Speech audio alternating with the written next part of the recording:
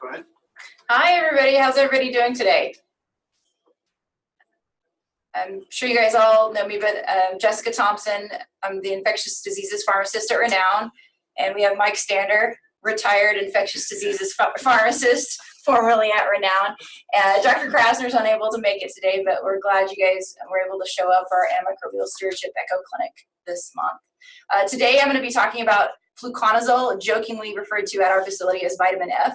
And we'll go into a little bit more detail why that is. But I first wanted to open it up to see if anybody had any cases to start off the day with, or questions from past weeks, or any experiences that you've had this last month. Is that unmuted? I mean, yeah. They can. So, yeah, anything out there, anybody, go ahead, raise your hand. I can take you off mute, or go ahead, unmute yourself. Cases, questions, complaints, anything like that today? Complaints. Hopefully there's no complaints. Okay. Well, we can get started with the presentation, but feel free to ask questions in the middle of it, or you can save them to the end, whichever you guys prefer.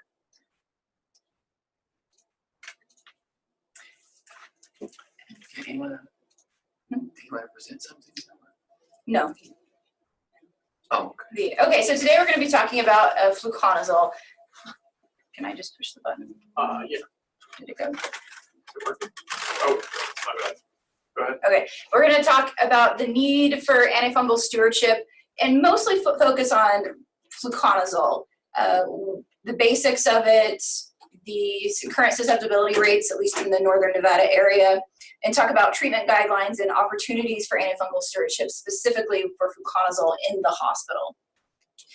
And why we're talking about this, my personal experience is that the antifungals in general are the most overprescribed antibiotics in the hospital. And that's most likely because we overlook them when we talk about stewardship. These days, we focus on high-dollar, broad-spectrum agents, and there's really not a lot of press around antifungal resistance and antifungal costs these days because there's a lot of topical agents that are relatively inexpensive, and Fluconazole is relatively inexpensive and relatively benign, so not a lot of people are looking at antifungals. But it's incredibly important. We're going to talk about Fluconazole particularly, just the basics. It's a fungistatic antifungal. It inhibits the development of ergosterol, which is an important component of the fungal cell membrane. But when this came out in the 1990s, this completely revolutionized the way we treat at least invasive fungal diseases. Before that, we had amphoterrible, we had ketoconazole. Fluconazole comes out. It has few drug interactions. It's very well tolerated. It gets into CSF. It gets into eye. Just completely revolutionized the treatment. It's dosed anywhere from 150 to 1,200 milligrams a day. I think that speaks to its tolerability. You do have to renally dose adjust it.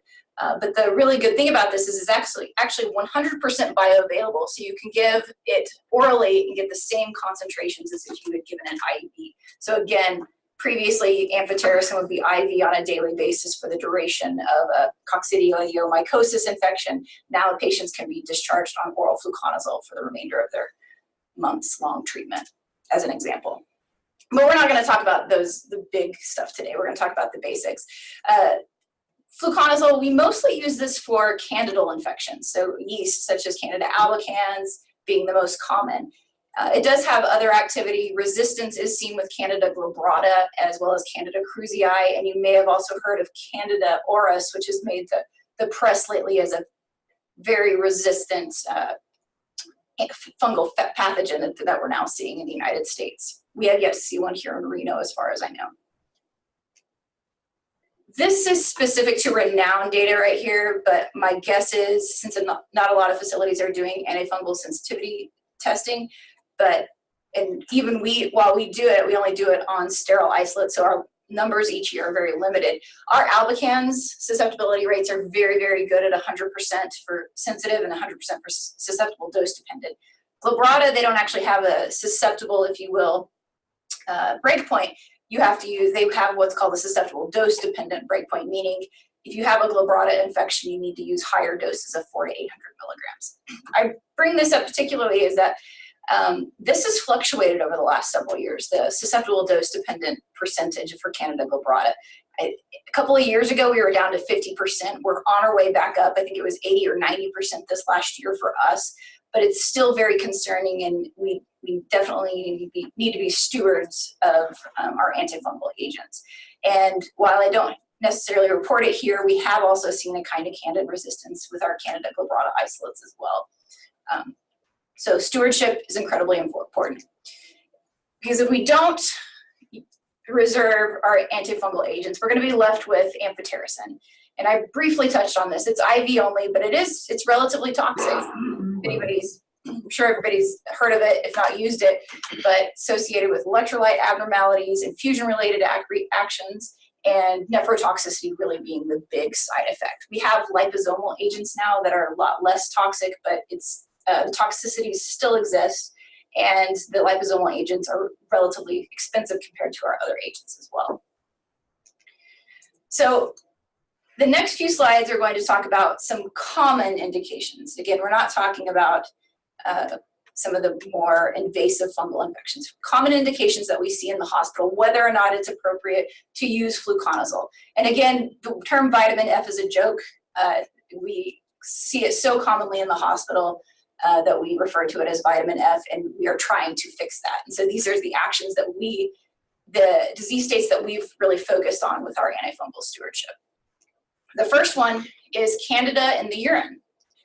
If it's asymptomatic, the treatment guidelines state that antifungal agent is not recommended, and this almost always represents colonization. There are a couple of exceptions to this, but for the most part, no antifungal agents, you remove the Foley catheter or replace it. That's it, if there's no signs and symptoms of infection. If there are signs of cystitis, so dysuria, suprapubic tenderness, urinary frequency, really you need to look for other causes than the yeast in the urine, because again, yeast in the urine causing infection is actually the exception, not the rule. However, if you do determine a diagnosis of Candida bladder infection, the recommendation is for fluconazole daily for up to 2 weeks. Still replace the Foley. The key here, though, is you can actually use fluconazole for Candida-resistant isolates, because you actually get really, really, really high concentrations in the urine, 16 times higher in the urine than you get in the serum.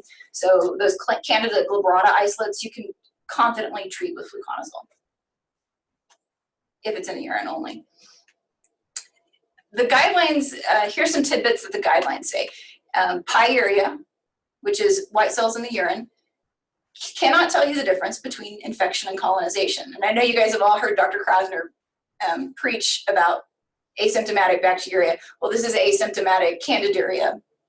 Pyuria does not differentiate between infection and colonization. And colony count, again, similar to bacterial urinary tract infections, does not tell you anything. It cannot tell you differentiate between infection and not. Candida in the respiratory tract. I don't know how many of you guys have seen a progress note by a physician. Candida in sputum, treat with fluconazole. We see it all the time. And that this is not an appropriate indication for fluconazole. The guidelines say growth of Candida from respiratory secretions indicates colonization and rarely requires treatment with antifungal therapy. In Northern Nevada, we do not care for patients at risk for Candida pneumonia. That's the general rule. There are very few exceptions to that, and they are our sickest patients if they are at risk. And so treatment of Candida in the respiratory tract is not indicated.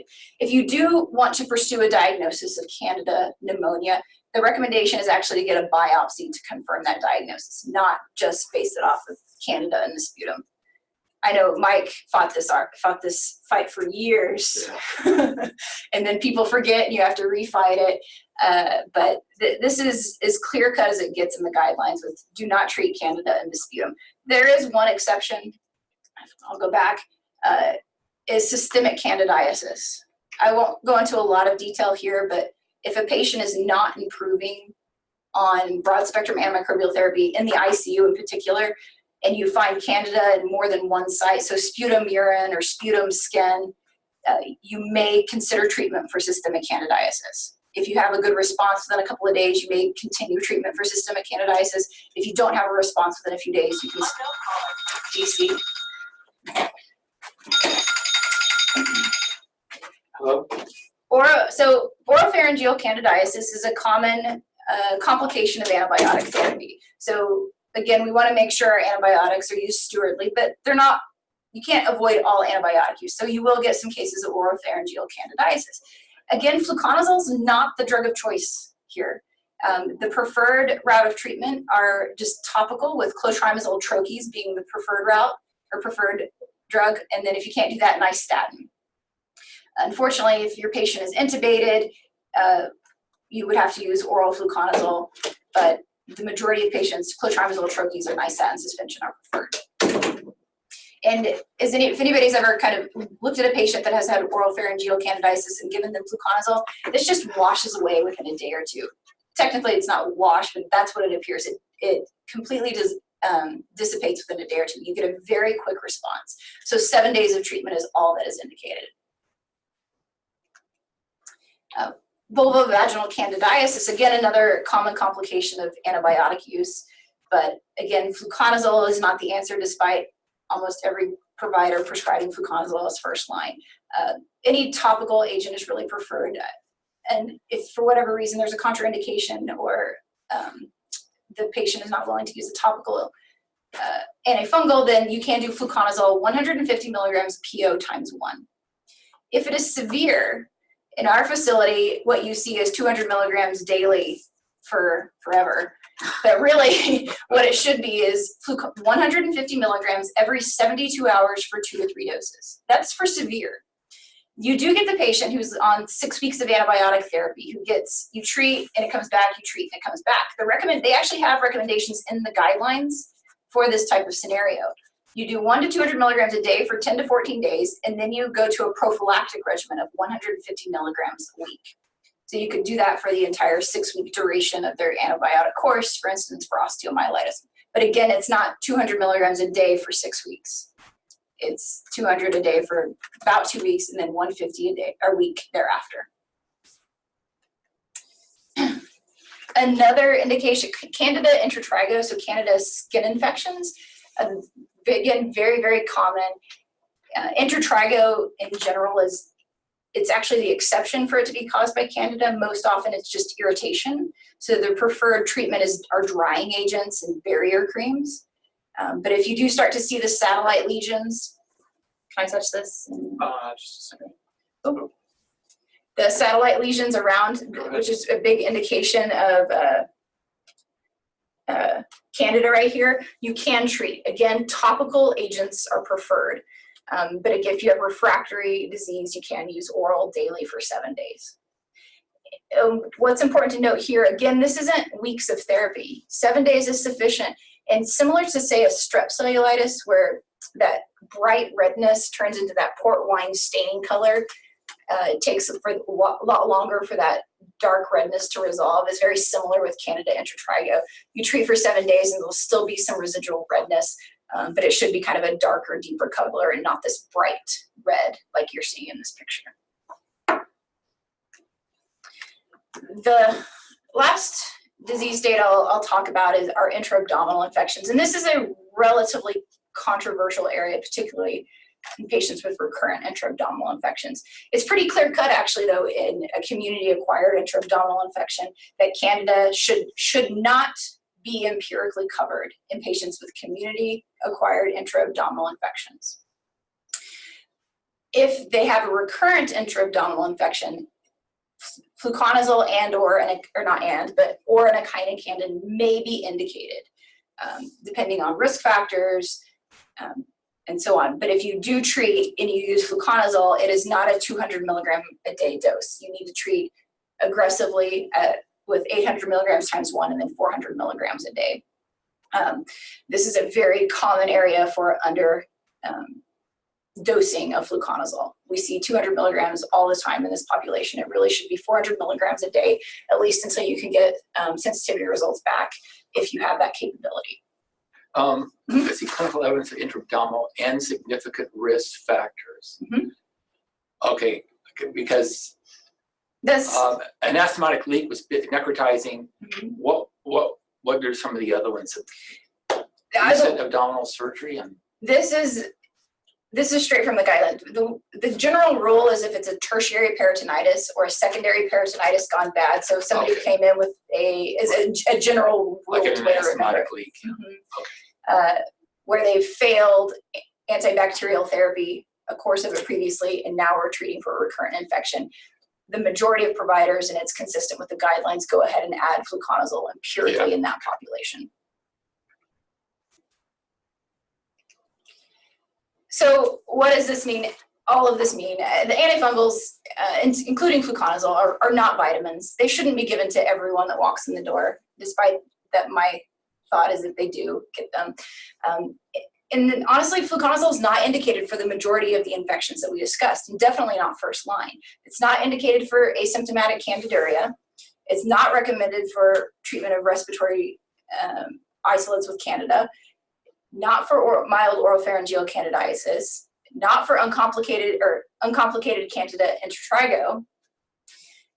The only real indication is for tertiary peritonitis, if you will, and then you can use it for vulvovaginal candidiasis, but again, it's not first line. I know I think we have some providers here, but the majority of us in this echo clinic today are not providers. And so what is your role in all of this? It's really talking to the providers, getting them to discuss and not ignore fluconazole. There are still consequences associated with their use, and we're starting to see that with our Candida glabrata resistance. We've been very lucky so far in Northern Nevada, but we want to keep it that way, and I think we really need to refocus our efforts on antifungal stewardship. What we do is we have the discussion with the provider, we help with the selection, we use topical agents first if possible, and then we dose it correctly, and we ask for a stop date up front. We try not to have these open-ended fluconazole orders or open-ended topical antifungal orders. And again, don't ignore the topicals. It's not uncommon to go in and see a nice statin on for 30 or more days. These are very easy discussions to have, I think. So, it's a short one. I hope, do you guys have any questions or any comments or any experiences with antifungal stewardship at your facilities? I'm sure every facility overuses it. From Boulder City Hospital, I hadn't even thought about it, so it's something that I'll look into. Yeah, we use Baza cream on pretty much everybody, which is an antifungal topical agent or barrier cream. What do you think, Mike?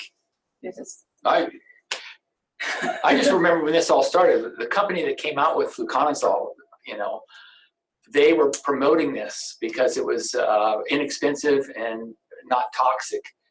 And they way over promoted it. People just started using it. And then we had to battle against this, and that was a big battle that Jessica and I fought. She obviously still fighting it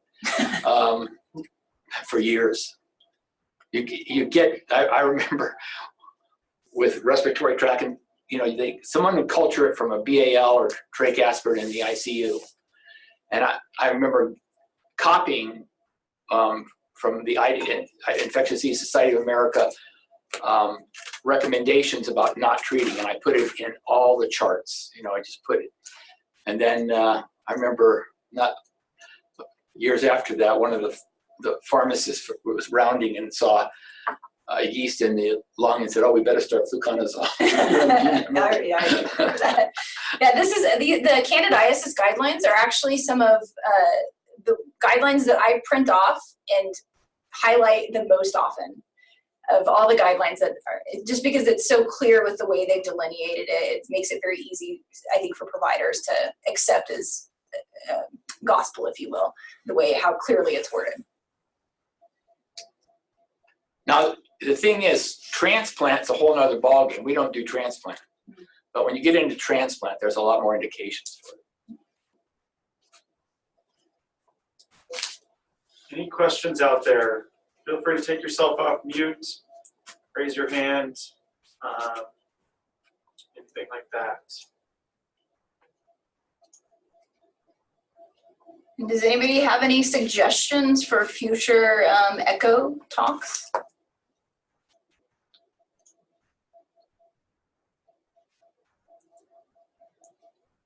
I actually, Boulder City Hospital is opening up a rural health clinic. And we talk about specifics to the urinary tract infections, things like that. What about the people that are going to be coming in and wanting antibiotics for colds and sinus infections and things like that? Is that something we could address? Oh, absolutely. That would be awesome. Yes. Okay, we'll do that for sure. Talk with Krasner. Thank you. Well, if nobody else has anything, we'll let you go. But as always, we're available either monthly or you can text Dr. Krasner or us at any time or call us. We're happy to help out. Thank you, guys. Thanks. Thank you. Okay, let's go.